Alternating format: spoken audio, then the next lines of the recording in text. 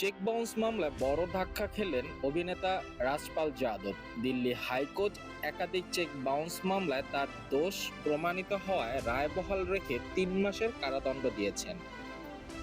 আদালত ট্রায়াল কোর্টের আগের রায় বহাল রাখলেও সাজা ৬ মাস থেকে কমিয়ে ৩ মাস করেছেন। সংবাদ সংস্থা পিটিআই সূত্রে জানা গিয়েছে, আদালত একই সঙ্গে ক্ষতিপূরণ বাবদ মোট অঙ্কের অর্থ দেওয়ার নির্দেশ দিয়েছেন। আদালতের রায় অনুযায়ী ৭টি মামলার প্রত্যেকটি অভিযোগকারীকে ১,৫,০০,০০০ টাকা করে দিতে হবে রাজপাল যাদবকে।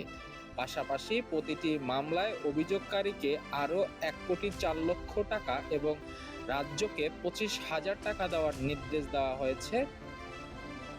শুধু রাজপাল যাদব নন, এই মামলায় তার স্ত্রী রাধা যাদবকেও আর্থিক ক্ষতিপূরণ দেওয়ার নির্দেশ দেওয়া হয়েছে। আদালতের নির্দেশ অনুযায়ী ৭টি মামলায় প্রত্যেকটিতে অভিযোগকারীকে ৫,৫১,০০,০০০ টাকা করে পরিশোধ করতে হবে তাকে। তবে এই রায়ের বিরুদ্ধে উচ্চ আদালতে আবেদনের সুযোগ রয়েছে রাজপালের।